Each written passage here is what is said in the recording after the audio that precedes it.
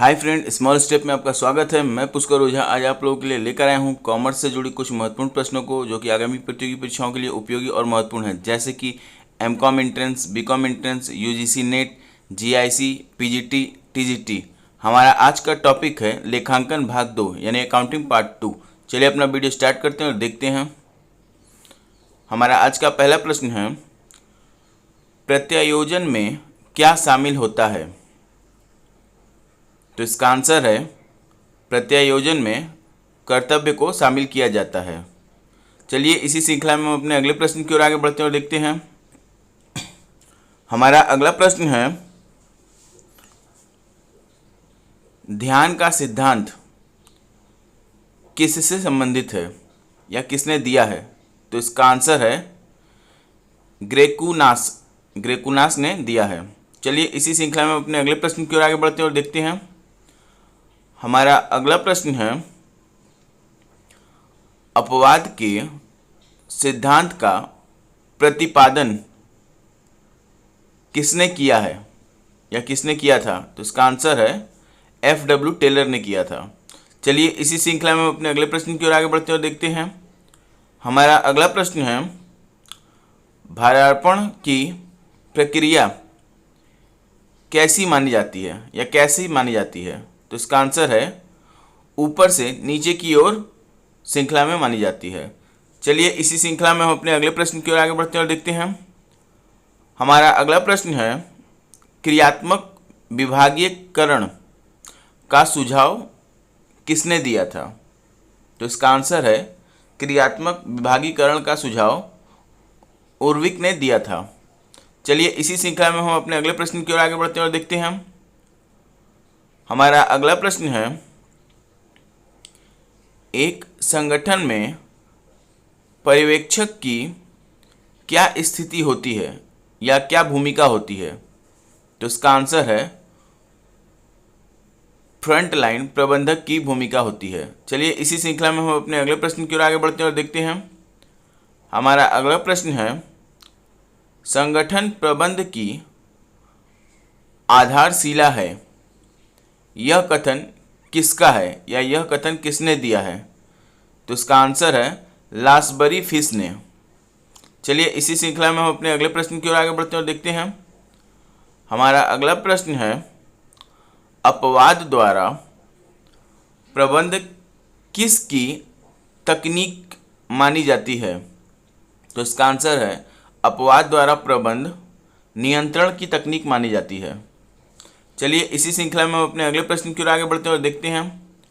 हमारा अगला प्रश्न है, प्रबंध का कौन सा अंग महत्वपूर्ण व प्रभावी माना जाता है?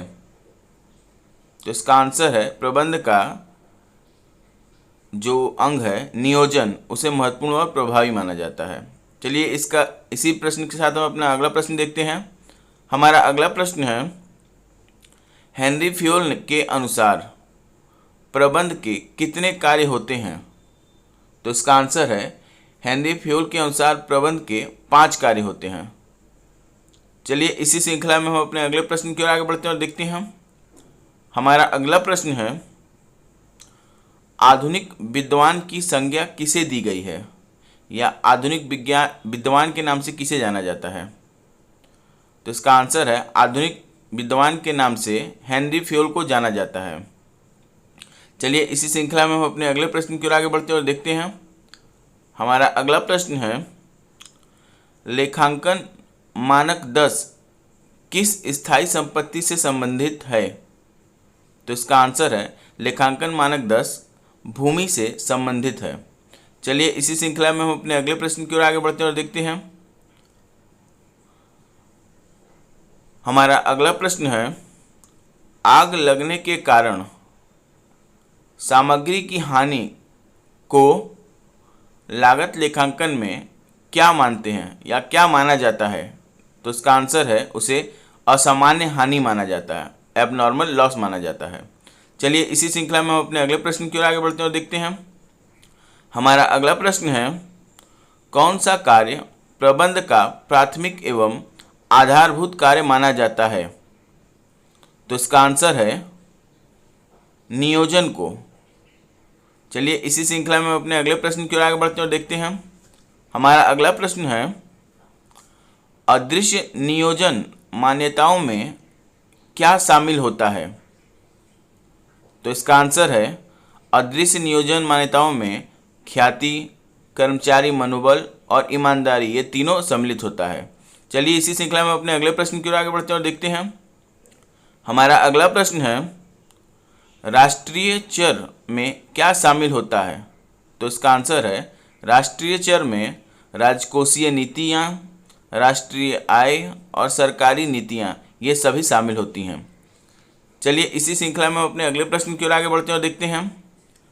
हमारा अगला प्रश्न है, प्रबंध के कार्यों पर हेनरी फ्योल ने कितने वर्षों तक अध्ययन किया है? तो इसका आंसर है, प्रबंध के कार्यों पर हेनरी फ्योल ने 60 वर्षों तक अध्ययन किया है। चलिए इसी श्रृंखला में अपने अगले प्रश्न की ओर आगे बढ़ते हैं और देखते हैं। हमारा अगला प्रश्न है, पर्ट का पूरा नाम क्या है? तो इसका आंसर है, कार्यक्रम मूल्यांकन तथा पुनर्वीक्षा तकनीक, जिसको इंग्लिश में programme evaluation and review technique के नाम से जाना जाता है। चलिए इसी श्रृंखला में हम अपने अगले प्रश्न की ओर आगे बढ़ते हैं और देखते हैं। हमारा अगला प्रश्न है, अर्ध नियंत्रण योग्य सीमाओं में क्या शामिल होता है? तो इसका आंसर है, अर्ध नियंत्रण योग्य सीमाओं में श्रम की कुशलता का स्तर, विक्रय क्षेत्र और मूल्य नीतियों को शामिल किया गया है। चलिए इसी श्रृंखला में अपने अगले प्रश्न की ओर आगे बढ़ते हैं और देखते हैं। हमारा अगला प्रश्न है, आंतरिक प्रबंध का प्रतिपादन किसने किया था? तो इसका आंसर है, आंतरिक प्रबंध का प्रतिपादन हेनरी फ्योल ने किया था। चलिए इसी श्रृंखला में अपने अगले प्रश्न की ओर आगे बढ़ते हैं और देखते हैं। हमारा अगला प्रश्न है, किस विद्वान के अनुसार संगठन को पुराने सिद्धांत के नाम से जाना जाता है या पुराना सिद्धांत कहते हैं? तो इसका आंसर है, हर्बर्ट साइमन। चलिए इसी श्रृंखला में अपने अगले प्रश्न की ओर आगे बढ़ते हैं और देखते हैं। हमारा अगला प्रश्न है, the new science of management किसके द्वारा लिखी गई पुस्तक है? तो इसका आंसर है, गुलिक ने इसे लिखा है। चलिए इसी श्रृंखला में हम अपने अगले प्रश्न की ओर आगे बढ़ते हैं और देखते हैं। हमारा अगला प्रश्न है, प्रबंध की दृष्टि में संगठन को क्या माना गया है? तो इसका आंसर है, प्रबंध की दृष्टि में संगठन को व्यक्तियों का समूह माना गया है। चलिए इसी श्रृंखला में हम अपने अगले प्रश्न की ओर आगे बढ़ते हैं और देखते हैं। हमारा अगला प्रश्न है, जनरल एंड इंडस्ट्रियल मैनेजमेंट पुस्तक किसने लिखी है? तो इसका आंसर है, जनरल एंड इंडस्ट्रियल मैनेजमेंट पुस्तक के लेखक हेनरी फ्योल को माना जाता है। चलिए इसी श्रृंखला में हम अपने अगले प्रश्न की ओर आगे बढ़ते हैं और देखते हैं। हमारा अगला प्रश्न है, संप्रेषण से क्या अभिप्राय होता है? तो इसका आंसर है, संप्रेषण से अभिप्राय विचार विनिमय से होता है, जो कि बहुत ही महत्वपूर्ण माना जाता है। चलिए इसी श्रृंखला में हम अपने अगले प्रश्न की ओर आगे बढ़ते हैं और देखते हैं। हमारा अगला प्रश्न है, स्वॉट विश्लेषण कितने शब्दों से मिलकर बना है? तो इसका आंसर है, स्वॉट विश्लेषण 4 शब्दों से मिलकर बना है। स्ट्रेंथ यानी ताकत, वीकनेस यानी कमजोरियाँ, लिमिटेशन यानी सीमाएं और अपॉर्चुनिटी मतलब अवसर या खतरे को माना गया है। चलिए इसी श्रृंखला में हम अपने अगले प्रश्न की ओर आगे बढ़ते हैं और देखते हैं। हमारा अगला प्रश्न है, लेखांकन पुस्तपालन की कौन सी क्रिया मानी जाती है? तो इसका आंसर है, लेखांकन पुस्तपालन की उत्तरवर्ती क्रियाओं में शामिल है या उत्तरवर्ती क्रिया मानी जाती है, ऐसा कह सकते हैं। चलिए इसी श्रृंखला में हम अपने अगले प्रश्न की ओर आगे बढ़ते हैं और देखते हैं। हमारा अगला प्रश्न है, आधुनिक लेखांकन प्रणाली का जनक किसे माना जाता है? तो इसका आंसर है, आधुनिक लेखांकन प्रणाली का जनक लुई प्रथम को माना जाता है। चलिए इसी श्रृंखला में हम अपने अगले प्रश्न की ओर आगे बढ़ते हैं और देखते हैं। हमारा अगला प्रश्न है, रोकड़ तुल्य से क्या आशय है या रोकड़ तुल्य से क्या अभिप्राय है? तो इसका आंसर है, रोकड़ तुल्य से अभिप्राय अत्यधिक तरल विनियोगों से है। चलिए इसी श्रृंखला में हम अपने अगले प्रश्न की ओर आगे बढ़ते हैं और देखते हैं।